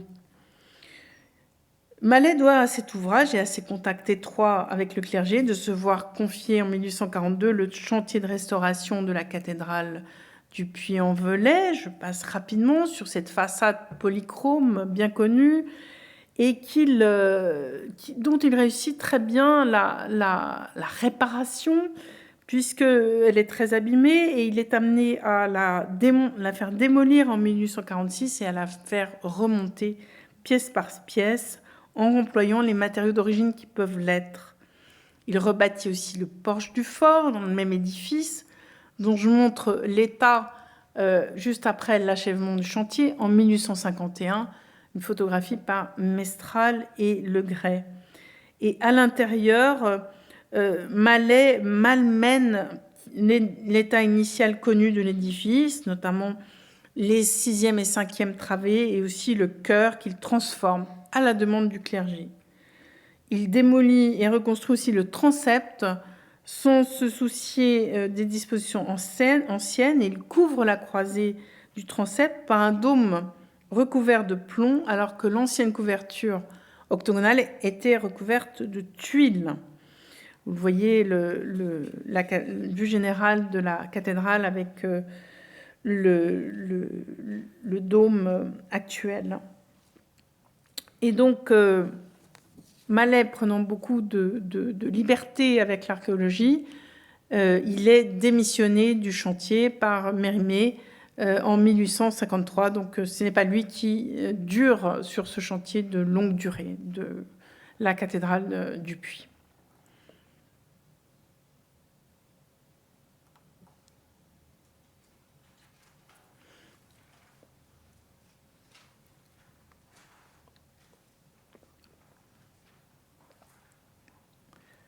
J'en viens maintenant à la troisième partie.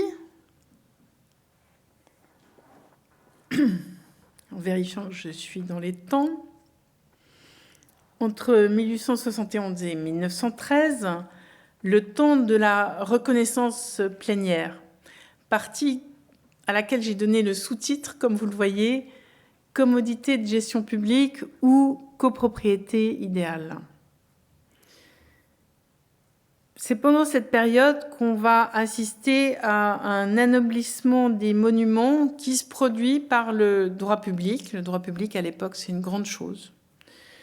Et je vais essayer de vous le montrer.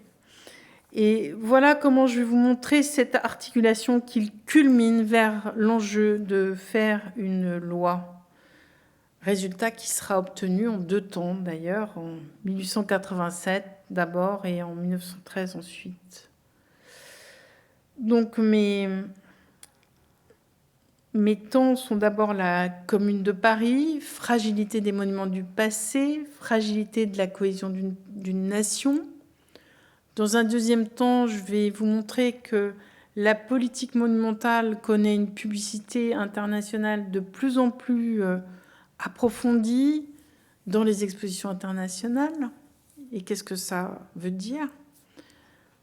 Je vais vous parler très brièvement du musée de sculpture comparée, en mettant l'accent sur son lancement très politique par Jules Ferry.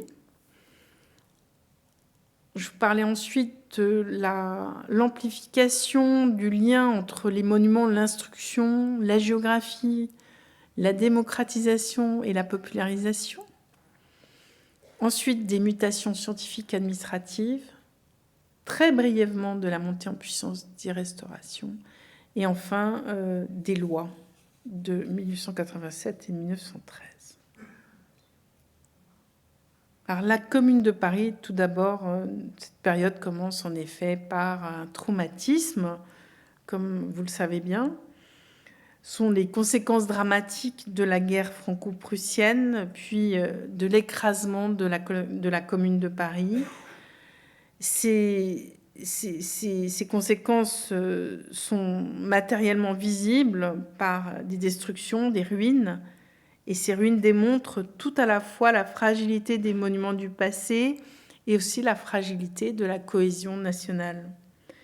Les ruines inspirent beaucoup de photographies qui sont amplement diffusées à l'époque, y compris en dehors de la France. Elles inspirent des œuvres artistiques comme celle d'Ernest Meissonnier, que vous voyez ici, Les ruines des Tuileries.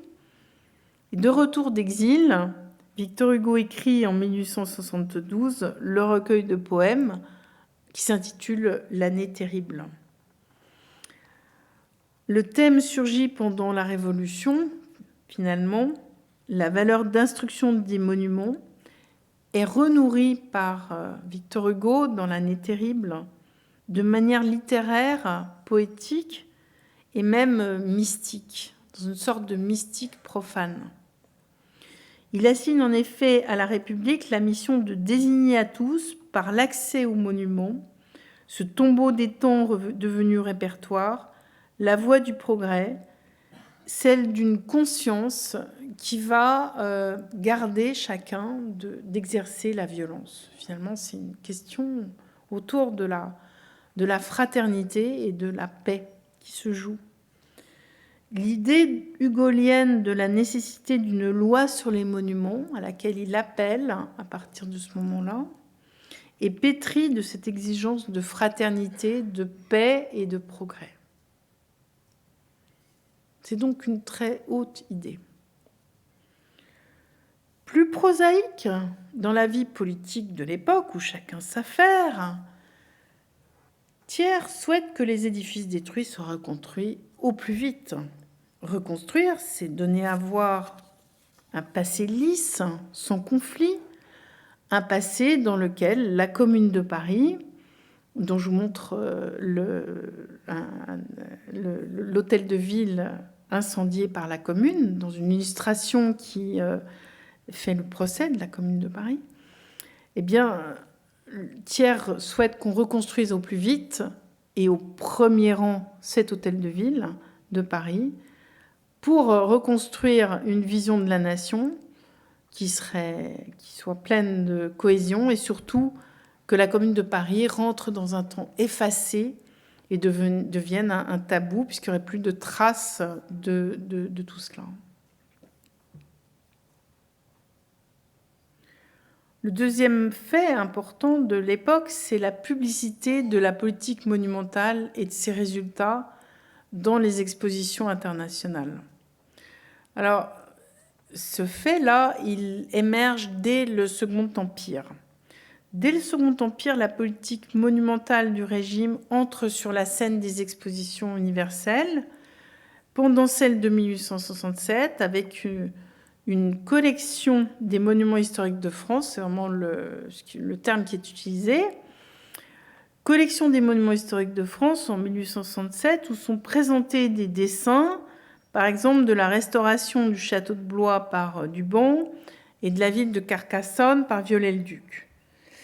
Mais l'exercice est réitéré et amplifié pour l'exposition universelle de Vienne en 1873, avec de très très nombreuses présentations, vraiment quasiment exhaustives, et des fiches sur de très très nombreuses restaurations, notamment des présentations, des travaux d'Émile Buswilbald, évidemment des travaux de Viollet-le-Duc, et une section spéciale consacrée à la ville de Paris, où en fait restauration et architecture publique nouvelle sont en fait mêlées. Alors j'ai retranscrit pour vous une citation complète sous la plume de Edmond du Sommerard, dans le rapport qu'il fait pour les monuments historiques de France à l'exposition universelle de Vienne en 1873. Vous voyez bien la tonalité patriotique de l'exercice. L'action de la Commission des monuments est une des gloires du pays. Et on voit bien que, à cette époque, les monuments restaurés entrent clairement dans une affirmation de prestige de la France en tant que composante de la vie diplomatique des relations internationales. Le point suivant, le musée de sculpture comparée, dont je ne vais évidemment pas retracer ici l'histoire, mais seulement pour déjà vous rappeler sa création en 1879, et vous rappelez que dès 1855, Viollet-le-Duc avait mûri la vision de ce musée, qui est l'objet de 2 décennies plus tard d'un rapport intitulé « Musée de sculpture comparée » appartenant aux divers centres d'art et aux diverses époques. Le musée est créé juste après sa mort par Jules Ferry et il est l'un des outils de la politique d'instruction publique et des beaux-arts de la Troisième République. Alors, j'ai été rechercher l'extrait du discours prononcé par Jules Ferry le 8 novembre 1879, discours prononcé pour rendre hommage à Viollet-le-Duc, dans lequel Ferry transforme finalement le personnage Viollet-le-Duc en modelant une vision hagiographique et patriotique de la nation, un lien entre l'art et le peuple travailleur qui est sorti de l'oppression prodiguée par les castes oisives. Et toute cette vision a été portée par Viollet-le-Duc, selon Jules Ferry. Ce qu'il faut retenir de ce discours, c'est que le message de Ferry est à la fois pleinement politique, républicain, mais comme un petit peu un zeste de clivage révolutionnaire, et qu'en même temps, il recycle un paradigme scientifique bien connu, qui est le paradigme nationaliste, sur l'origine française de la grande architecture. Fait suivant, c'est l'intrication croissante entre le champ des monuments, l'instruction, la géographie de la nation, la démocratisation et la popularisation. Alors j'illustre en effet cet angle patriotique, un petit peu, dont Jules Ferry est un peu l'expression politique.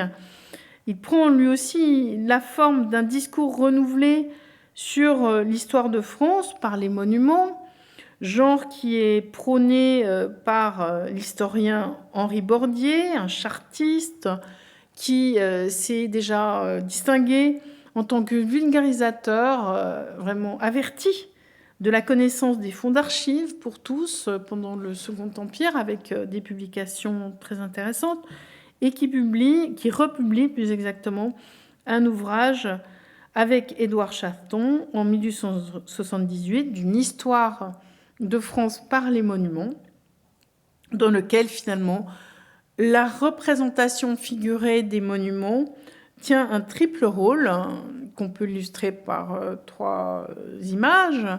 Tout d'abord, le rôle bien connu de l'illustration de l'événement historique. Ici, vous voyez le palais des Tuileries qui est le cadre de la prise du palais le 10 mai 1792, le 10 juillet 1792.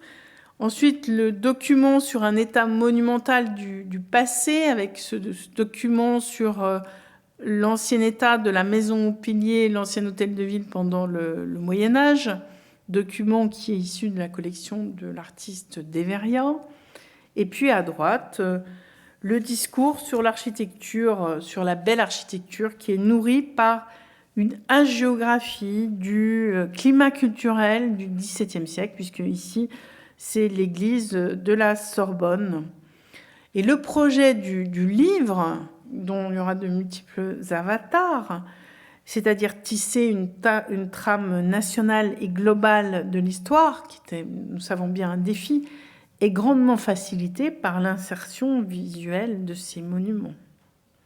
Alors, le patriotisme est présent aussi dans la diffusion des monuments dans les régions. Je vous montre ici une illustration du Mont-Saint-Michel dans la France pittoresque, grâce à l'édition qui se renouvelle dans les années 1870 et qui traite des petites patries, des villes, des pays, en élargissant au-delà du Moyen-Âge.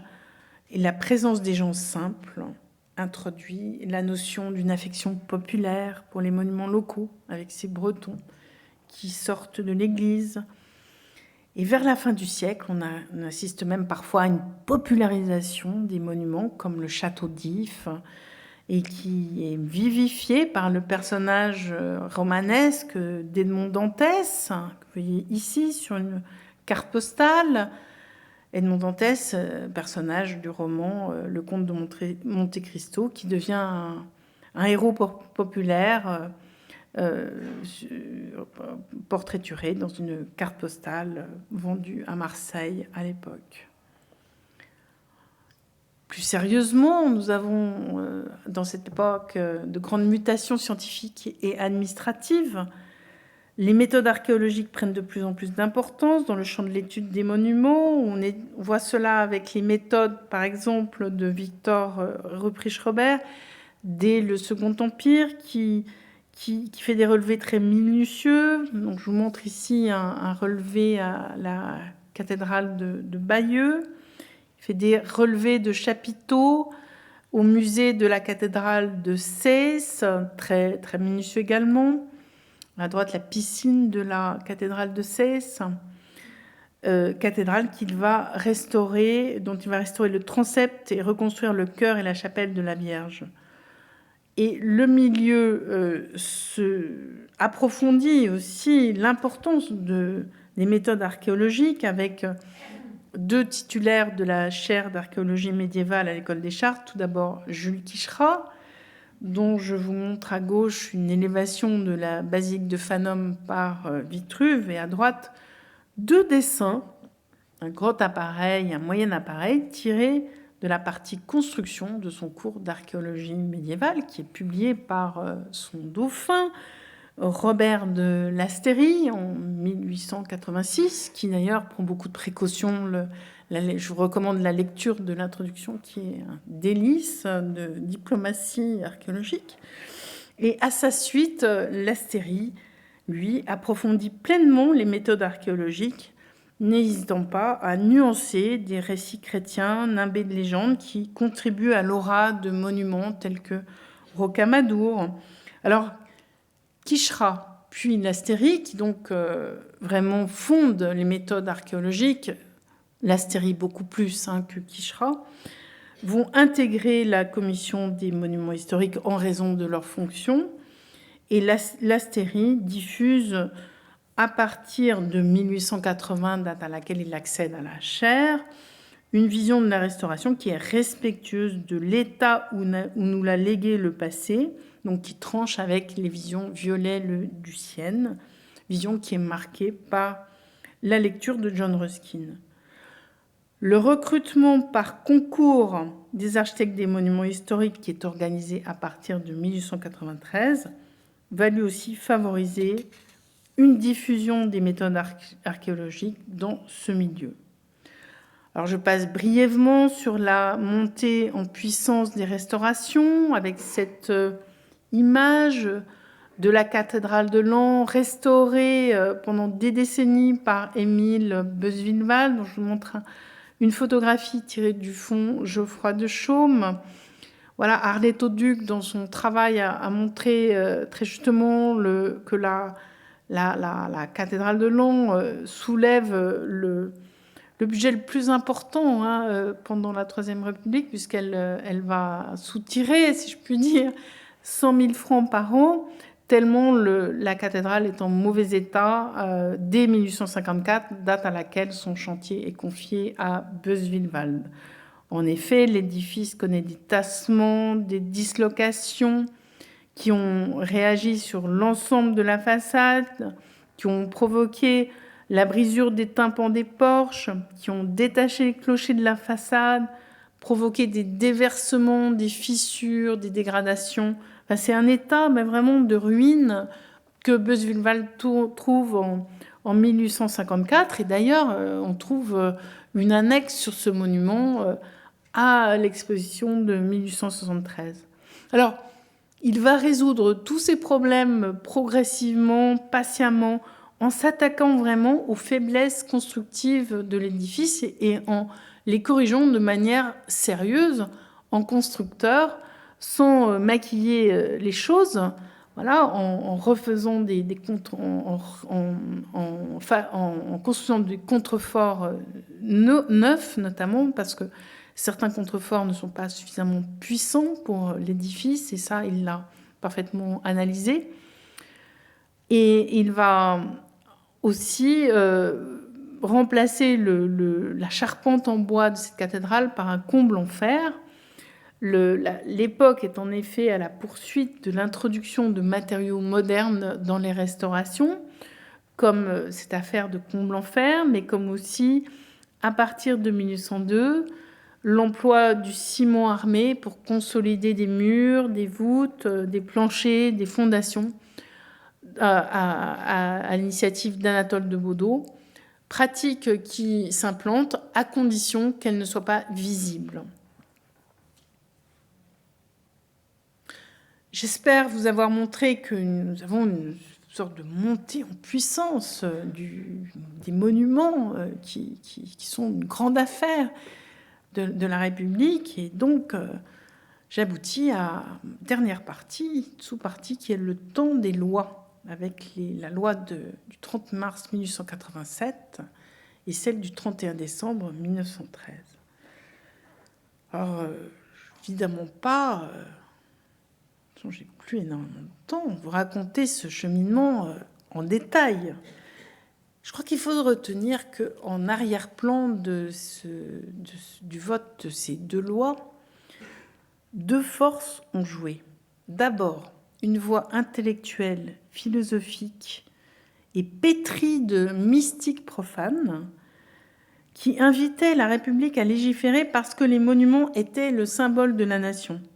Et c'est la voix de Victor Hugo et de ses émules, telle qu'elle a été déjà émise dans l'année terrible et avant. C'est la première voie. Il y a une autre voie qui est beaucoup plus tissée de logique administrative, d'ambition bureaucratique et d'esprit républicain, qui tend à dire que la pérennisation du système créé en 1830, à ce stade, exige une loi. Cette direction, elle est portée par les directeurs des beaux-arts successifs et au premier chef par le Charles-Philippe de Cheneviève à partir de 1874 qui porte le premier projet de loi. Alors, quels sont les enjeux ? Sont d'abord de soumettre le budget qui devient vraiment très important, c'est 1,36 million de francs en 1877, à des règles législatives tout d'abord. Et puis, c'est de contrôler les actions faites par les villes et les départements sur leurs monuments, en évitant des destructions de monuments qui mériteraient d'être conservés, et aussi en permettant à l'État de contrôler techniquement les restaurations pour éviter les mauvaises restaurations. De même, il s'agit aussi de contrôler les actes des propriétaires privés sur des édifices qui sont reconnus comme des monuments. Ces enjeux, s'agissant des actions menées par les collectivités publiques, ont été identifiés dès la monarchie de Juillet, mais ils deviennent de plus en plus pressants aussi parce que certains fragments de monuments, on les voit s'échapper à l'étranger, parce qu'ils sont vendus par des propriétaires privés, donc ils échappent à la nation. Pour traiter tous ces enjeux, en fait, il y a une question de droit public absolument considérable, c'est la nature du droit de propriété, qui est définie à l'époque par l'article 17 de la Déclaration des droits de l'homme, qui est un peu une table de la loi. Je vous rappelle que l'article 17 de la Déclaration des droits de l'homme définit le droit de propriété comme un droit inaliénable et sacré. Eh bien, donc, cette conception du droit de propriété, il va falloir la rendre un peu moins rigide pour que les limites au droit de propriété des collectivités publiques et des propriétés privées, quand il s'agit des monuments, eh bien, ce droit de propriété soit limité. Donc, la notion de servitude de droit public va être la ressource juridique qui va être inventée par les grands juristes de cette époque et surtout Rousse puis Charles Bernier. La première loi, celle de 1887, va entériner la protection des monuments historiques en définissant la procédure de classement, mais elle va rester timide parce qu'elle ne va s'appliquer qu'à des monuments qui sont reconnus, je cite, comme d'intérêt national. Cette notion d'intérêt national, donc qui ne comporte pas l'intérêt d'art, étant énoncée comme telle aux fins de limiter la longueur de la liste des monuments reconnus. En deuxième lieu, la loi de 1887 ne va pas prévoir de sanctions pénales pour les auteurs de travaux de restauration d'édifices classés qui n'ont pas respecté les procédures d'approbation des autorités. Et donc, elle est insuffisante, elle n'est pas considérée comme vraiment complète.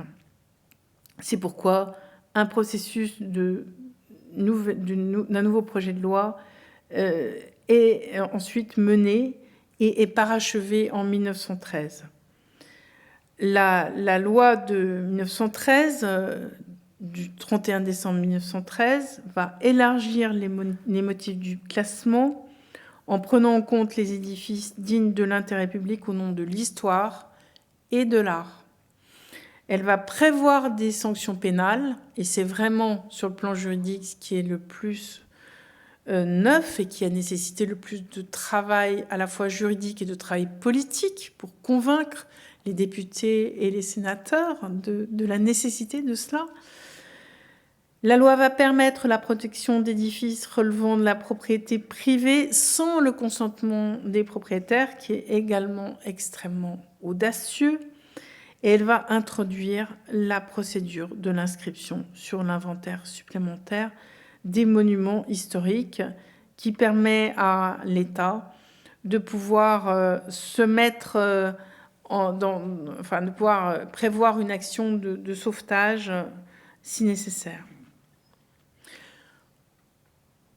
Je voudrais évoquer, ayant rappelé quelle était l'essence de la loi de 1913, que je ne vais évidemment pas détailler dans toutes ces dispositions, je vais évoquer l'esprit du temps à travers la figure de Theodor Reinhardt. À l'Assemblée, le rapporteur de la loi de 1913 est le magistral Theodor Reinhardt. Theodor Reinhardt, docteur en droit, helléniste, spécialiste de numismatique, de musique antique, l'un des trois d'une fratrie, Théodore, Salomon et Joseph, dont le surnom dans les cercles parisiens est JST, je sais tout. Oui, en effet, ils savent tout, ils sont incollables, ils sont des génies tous les trois, et Théodore est l'un des trois de cette fratrie, avec des talents multiples. Reinhardt est, entre autres choses, un archéologue très averti.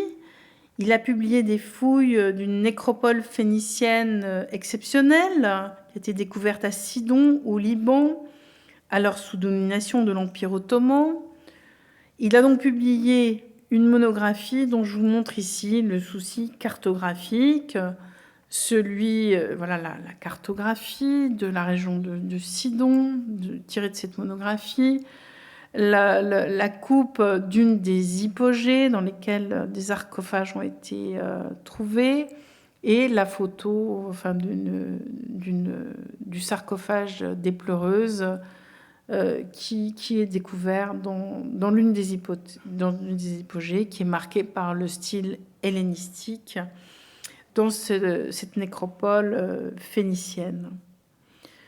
Il est donc un archéologue qui n'a de leçons à recevoir de personne, et en même temps un juriste de droit public de premier rang, qui est imprégné de la foi en la République et de la capacité de la République à opérer une innovation juridique qui puisse traiter les problèmes des monuments d'une manière moderne, inspirée par Victor Hugo. Et je vous ai retranscrit ici un passage du rapport de Theodor Reinhardt dans la session de 1912, avec le rapport qui contient aussi toutes les modifications apportées par Reinhardt et la commission qu'il dirige au titre de l'enseignement et des beaux-arts sur le texte du gouvernement. On voit que Reinhardt a fait un travail absolument considérable en tant que juriste. Mais cette citation est tout de même très belle, et je vais vous la lire. « C'est en effet dans une véritable copropriété idéale que l'État représentant de la nation puise le droit d'intervenir, soit par l'expropriation, soit par la constitution d'une servitude spéciale, pour préserver contre les dangers qui le menacent son patrimoine artistique ou historique, pour empêcher l'incurie de laisser les monuments tomber en ruine, le vandalisme de les saccager, la cupidité de les expatrier, l'ignorance ou le mauvais goût de les défigurer par des restaurations téméraires. Et je n'ai pas résisté au plaisir de vous montrer un portrait de Théodore Reinhardt. Alors, dès la loi de 1887, la République fait évoluer la liste des monuments reconnus avec la liste de 1889 dans un sens rassembleur, dans le sens d'une rationalisation et de fédérer les territoires. Les édifices classés vont être répartis en 3 catégories: monuments mégalithiques, monuments antiques, monuments du Moyen-Âge, de la Renaissance et des temps modernes. Une 4e catégorie, celle des monuments arabes, est spécifique au département d'Algérie, avec dès le départ plus de 250 monuments. En 1914, après la loi de 1913, la liste publiée au journal officiel contient 4454 monuments. En épilogue, je vous ai retranscrit une nouvelle citation de Théodore Reinhardt, à nouveau dans un accent hugolien, pour vous expliquer que partout en Europe, en cette fin de siècle, les monuments sont la fierté de la nation et sont identifiés à elle comme des livres de pierre, selon la belle expression de Reinhardt. Des dispositifs et des législations plus ou moins souples ont été mis en place dans à peu près tous les pays européens à l'époque. Dans l'extrait de la législation suédoise que je vous montre après la citation de Reinhardt, vous voyez que la notion de peuple est mise en avant. Mais donc, je vous lis la citation de Théodore Reinhardt, très emblématique de l'esprit du temps et de la question de la nation.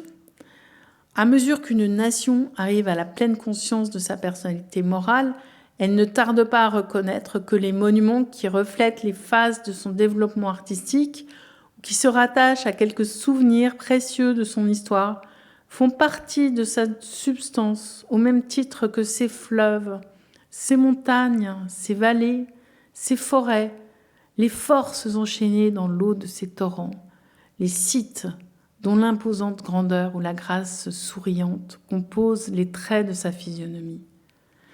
Les longs souvenirs, a dit Montalembert, font les grands peuples.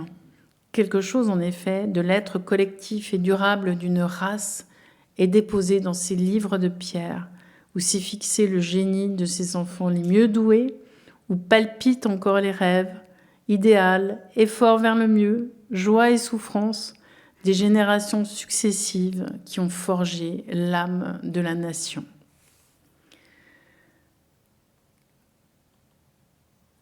Partout, donc, les monuments emblématiques sont protégés et restaurés. Le chantier de la cathédrale de Cologne, dès le début du XIXe siècle, étant emblématique de ce point de vue. La protection de l'architecture vernaculaire en bois en Norvège se met en place dès le premier XIXe siècle.